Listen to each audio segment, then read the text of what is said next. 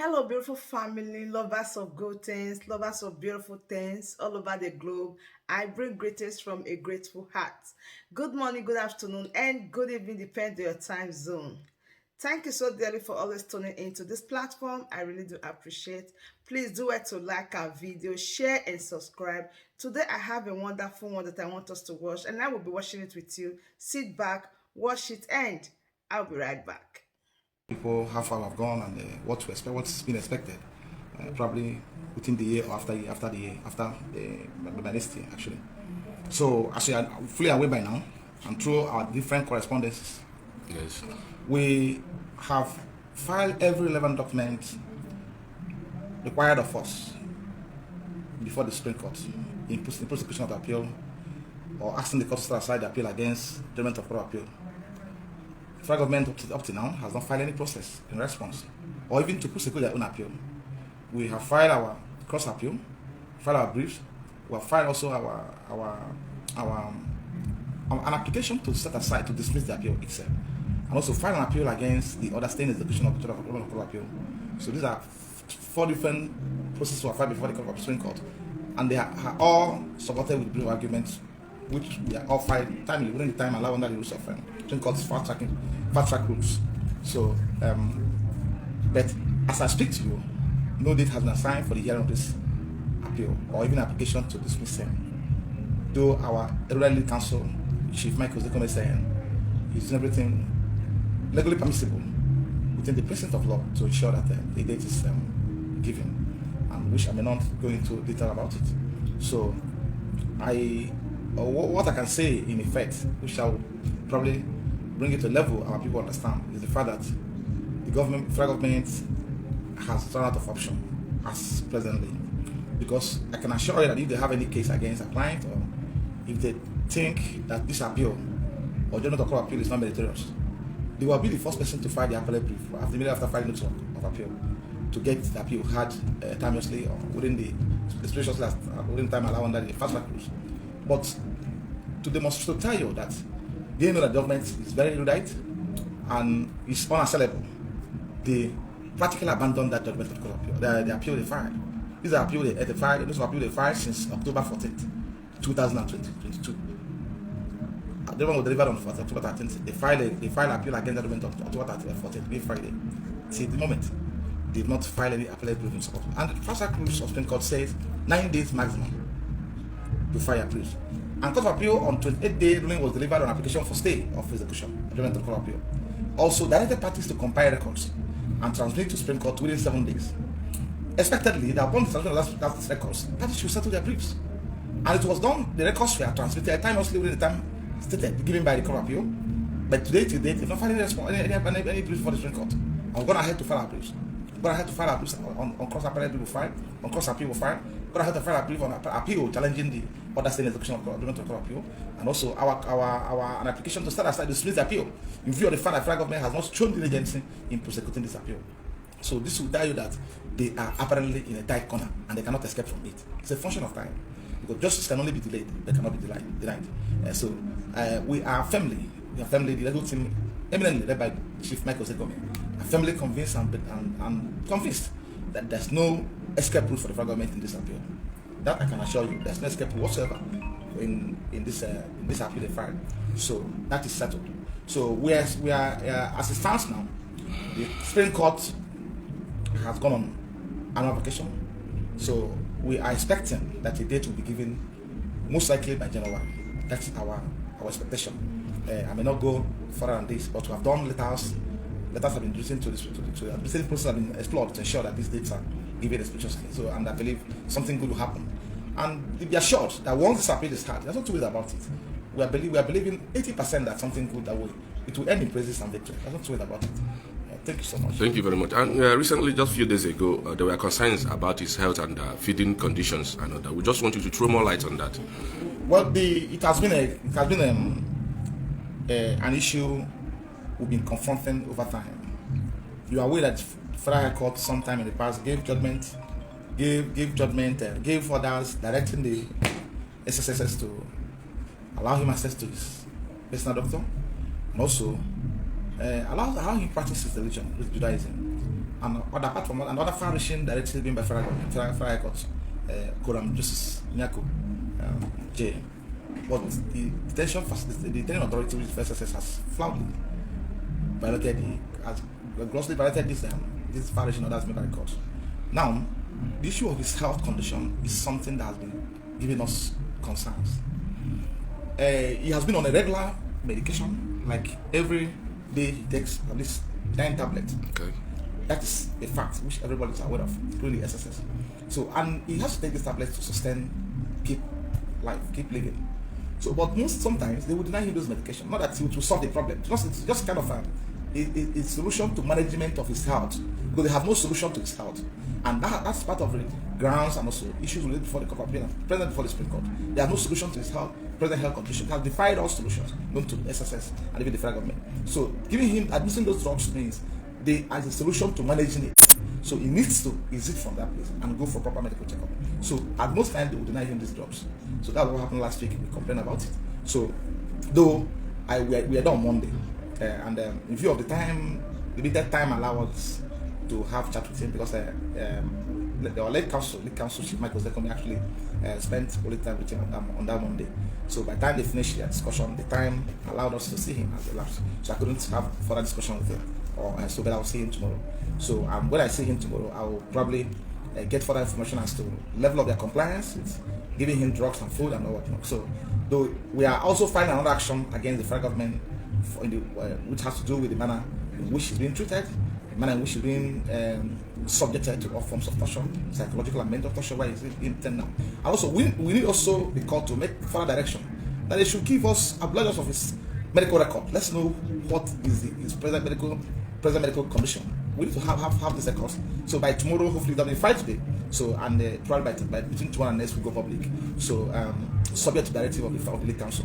That action was filed this morning. So, but when I see him tomorrow, I'll get further details from him and ascertain his level of compliance, the drugs and food, whether they've been giving food as at when, and also the drugs prescribed by the doctor managing him. However, in view of that concerns, we also formally wrote to DGSSS, and attached to the letter is a 1 million naira cash we went there with to enable them to offer him all the needed medical attention, and also at least to procure the drugs which he takes on a regular basis, and also the food. So, but unfortunately, they rejected the money. They accepted the letter. So they said they will not take the money from us. So I went there, personally submitted the letter. I submitted it, not that it wasn't done to a third party. I was the person that submitted the money and letter, but they said they can't take the money, they rejected the money. So because we believe that probably maybe they don't have formal fund to take care of him, but I can have said, I've read in many forums where they are claiming that they're spending a huge amount of money, billions of naira to keep him, to maintain his medical state, and also feed him. So, and obviously, probably the money is no longer able to be found. So we have to assist them to make sure that we give them money to enable them to sustain the treatment, and also feeding him. So, but they rejected that money. So by tomorrow, I'll see him and get further information from him as to the level of compliance, and also to whether they have started giving him food, and if they're giving him food, what kind of food they give him, because it's not. It's allergic to certain type of food. It doesn't eat every food. I mean, our client Mazin and Kana. So let me know whether, because when they want to punish him, they will give him those food he doesn't want to eat. So, and he said no. He will say no, naturally. So this is what we need to get. I'll clarify from him tomorrow when I see him, most certainly. So probably after the visit, I'll make my findings public to the world, and also to all these women. Thank you so much. All right, thank you very much. And just recently, on the 13th of October, to be very precise, on the day Mazen Nnamdi Kanu got the victory at the Appeal Court, I heard specifically from the legal Iroko from himself, Chief Michael Zekomi, when he referred to you as a legal intellectual. And ever since then, I have this very reserved respect for you on that. And I now came to remember when and how you came into this case. You know, within 2015, 2016, I may not be specific with the year and all that, how difficult it was for lawyers to come into the case, and you came into this very case. And we've seen how troubled you have been, all these threats and so many other things that have come against you because of this case. I just want you to talk or speak to Biafrans and your clients, you know, because so many of them from some quarters are beginning to see that the way that they are afraid that you might abandon this case, and they don't want anything like that to happen. I want to hear from you in particular. You're a man of sincerity. Speak to them. Are you giving up on this case? Are you going to abandon this case because of the threats and intimidations from various agents, federal government agents and authorities? Thank you so much. You see, there are things I don't usually give attention to, and one of those things is issue of threat. So I don't think it's important to me because I have a resolution on this case. This is not a case I actually force myself into. It's a case that have a divine connection, and when God sends you an assignment, you must accomplish it. And let me tell you something you should know. The God that sent me on this assignment offers me protection at every time, and always clothe me with wisdom to maneuver every situation I find myself. Because I know that my allegiance goes to God, and I'm a person who is afraid of, who is very circumspect of things I do. So I have come a long way in this case, and there's nothing whatsoever on the face of this earth that will deter me from proceeding with this case until Mazinam can release.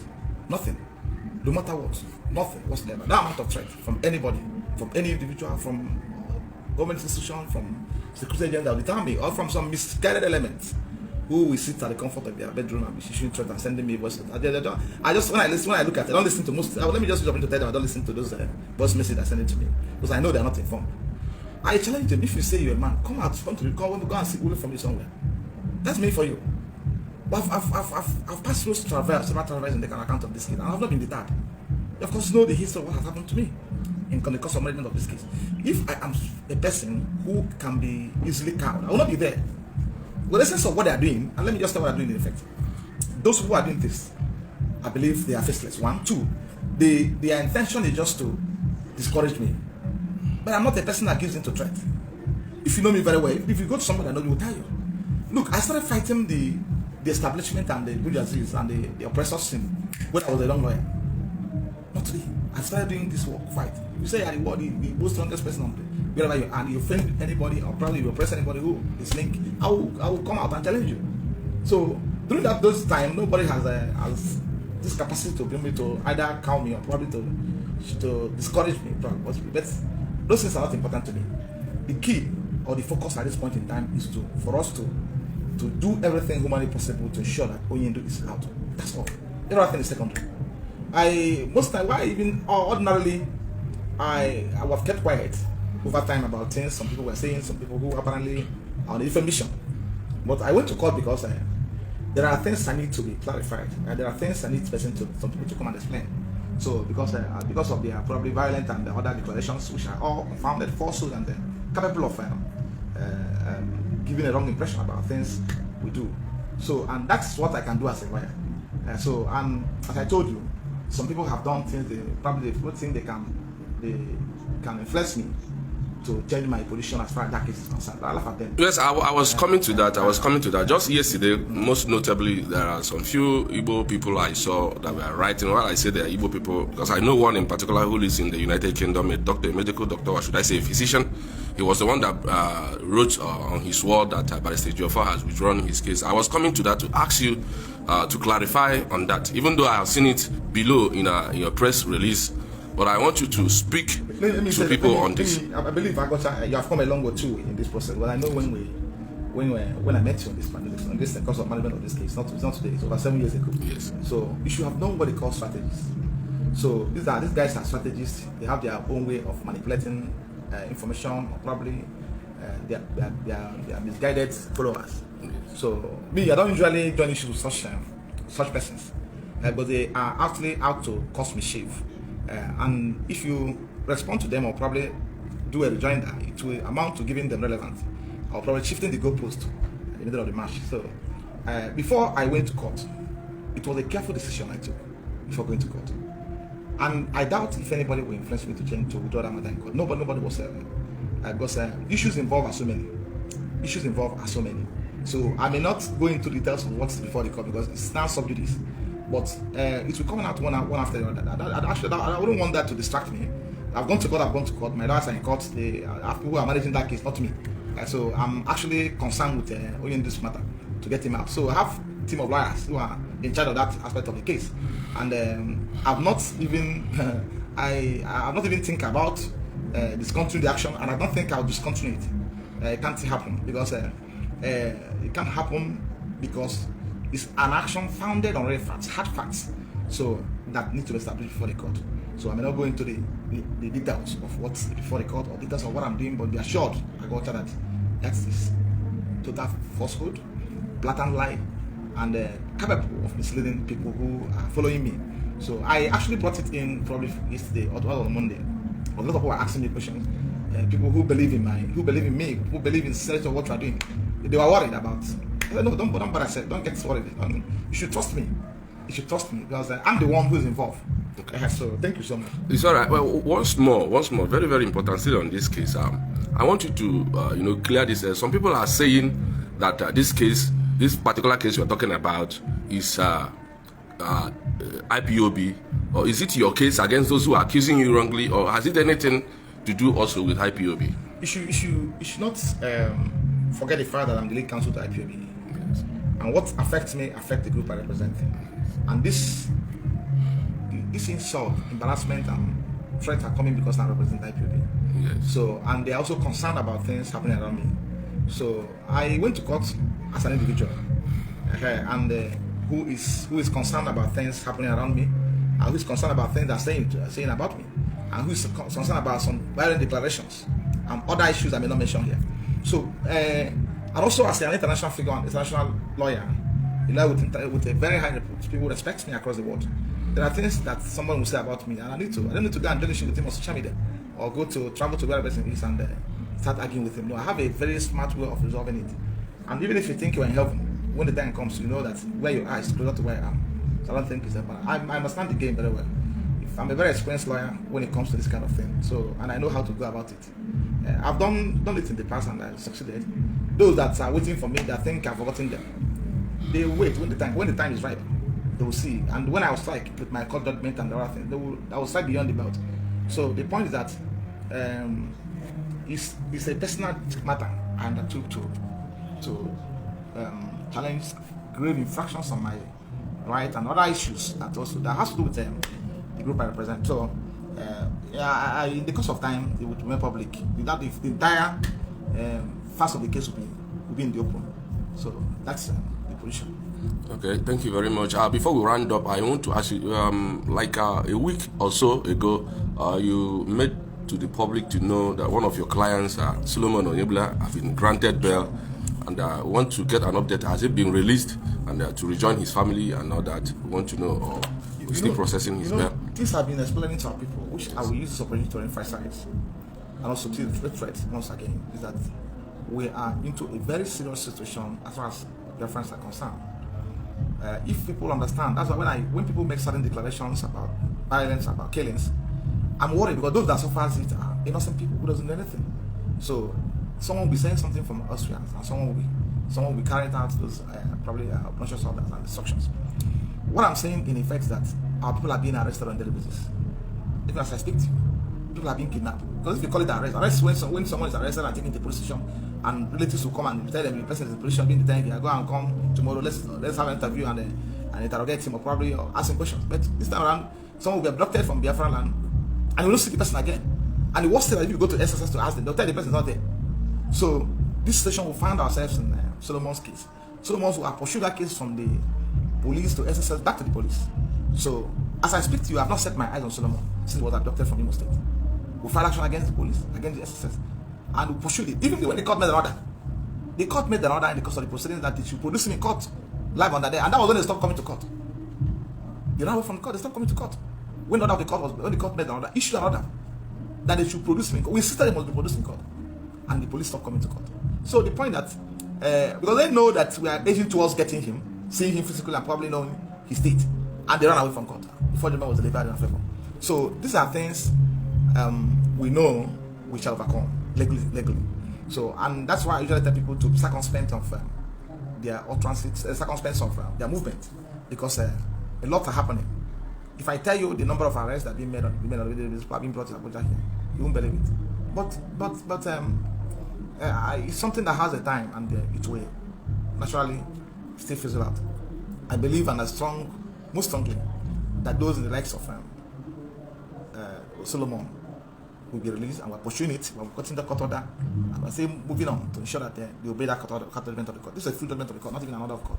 So it's a full judgment of the court, and there are other consequential orders the court made when after the judgment. So which form part of the judgment of the court. So we are taking steps to ensure that this time around we commit certain persons who are in breach of this order to contempt. So though this country is a place where people have no respect for rule of law, a place where people do anything they want to do and get free from it. Last time we heard about how a High Court of FCT committed IG to contempt. Putting a few days after, the order was set aside.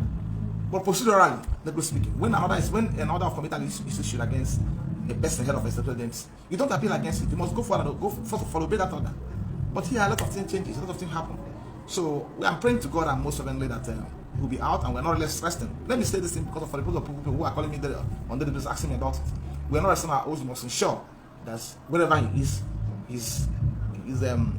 wherever he is, they're hiding him. We must fish him out there using the instrumentality of the law. So that I can assure you. And others, because what happened, let me just say this in a manner you understand it. What we usually encounter in the course of managing some of these cases that SSS will be okay, police we arrest somebody, detain him shortly, probably at the head of the state quarters of where he was abducted and brought him to Abuja. When you go to court to challenge the police, they will carry the person and probably send it under formation of the security formation. So you think the person is in the police, still in the police custody. So these are things we are managing, trying to find a way of going about it.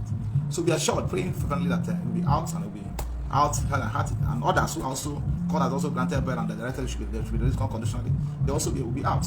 So that's our prayers, and we're not resting our oaths. I'm not being distracted because we know that we have a covenant with God to do this thing. We're not respecting man, we're respecting God, and our client Mazen Nandikano has so much confidence in us and in me, but in this team led by the legal team led by Chief Michael Zekomese, and also in me too.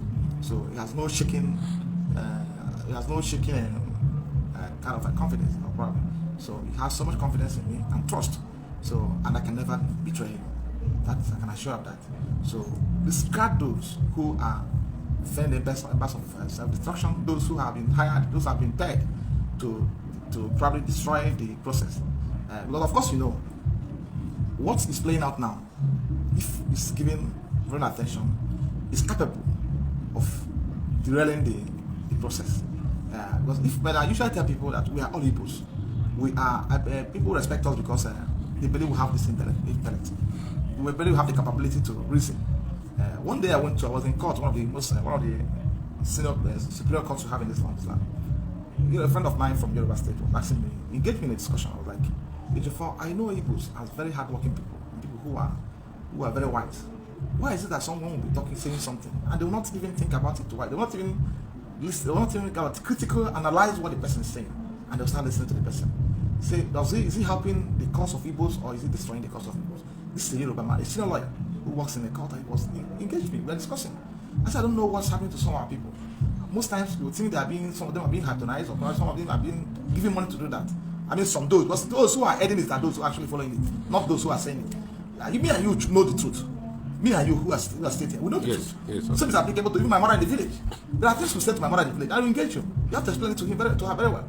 So, but the point is, when people who celebrate madness all over the social media platforms talk, you know they are not part of you. You know that they are on a problem, different mission rather than what you are pursuing. So, and it's ability for our people to understand and appreciate that, look, these guys have moved on, they're not part of the system, they're not part of the process. So how can you tell some certain things are saying and you believe the person?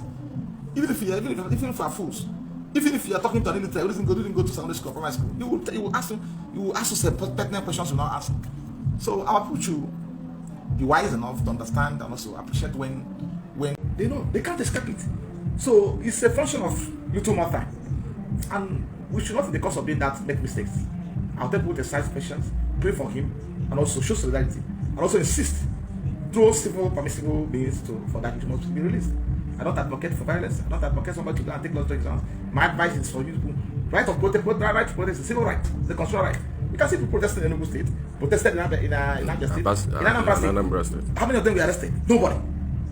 That's not what I've been saying. Nobody. So these are civic rights, and it's constitutionally guaranteed. So, and by doing that all over the places, people will understand what's playing out. So the people should maintain. That's all. Are you getting what I'm saying? Yes. So this is the legitimate means of expressing acts and also our discountenance, probably our dissatisfaction with what's playing out. Court of Appeal has directed that it should be released unconditionally and should not be prosecuted again. It should not be tried in any court in Nigeria. Why can't you obey that order? When he was brought here on 29th on 26th of June and taken to court on 29th, and that was made that he should be demanded in necessary custody. Since then till now, to date. You obey that order. You don't choose the order to obey and the one not to obey. You must obey the court order. So don't be discouraged. I advise my people, advise my clients, and also even Chineke to be focused at this point in time. We know distraction will be coming because they are paid to do that. People are being paid to do that, to cause distraction for the purpose. If there's no distraction, you will not be, you can't be focused. Someone will be distracting you, someone will be drawing you back. And you tell the person, leave me, as I'm going to this place. I have a mission, I have where I'm going to. So simple. So don't be distracted. Forget about threats are not important. There are people probably after taking them, or whatever they call it. That without saying rubbish. If you consider yourself a man, come to Biafra land. Yes, of course. Come to Abuja and challenge the Ejiofor. On that concern, still on Chief Ozokome, just a few days ago, he made a press release where warning some people not to use his name or his legal name to raise funds on the case of his client Mazen Nandekana and all that. This is a thing of concern and all that. And also, I still want to ask you. The interview, you mentioned that the legal team went there with $1 million cash and it was rejected, and we have to say all these things because it's already the public. We have to say all these things because there's a man, an agent somewhere in Finland who he likes capitalizing on issues like this. When he sees something, he want to use it to capture the minds of our people, to defraud them and all that, puts them in dangers and all that. He quickly made a video that he was going to be giving 2 million for the feeding of our leader and all that. But this is a man who said he's remaining 70-something years for Biafra to come. So why are you committing 2 million for every month? So I want you to say something concerning. Did you receive any money from any portals? Perhaps they might be claiming that they have sent you money and all that. This is their antics and how they work. So you are good to make clarifications on that. My brother Shiwendo, we have come a long way. I don't dignify characterless persons. I don't give credibility to people who are mad, who have something else they're doing other than probably looking for an opportunity like this to at least to probably exploit their vulnerable followers and all. So I don't think commenting on the activities of certain persons means dignifying them anymore. So let me just limit myself to what happened on Monday, which I've explained before now. Yes. The fact is that, and I'll come to this later, the fact is that Oyinsi specifically directed Chief Michael requested Chief Michael Zekome, SA and our council, to make 1 million available to SSS. Since they have no money to buy him to get him jobs, they have no money to feed him. And that request was accompanied with a letter. I believe the letter is here. Okay, it's not here. It should be in the file. That money, we did a very compelling letter to that effect, expressing our dissatisfaction. That brings us to the end of this update. Do well to like the video, share and subscribe. Thank you very much for always tuning in. I really do appreciate. Share the video and tell your friends about this platform, because the best thing or the best place for you to be is here. Turn on the bell icon so that whenever I drop a new boost like this, you'll be the first to notify. Thank you once again and remain blessed.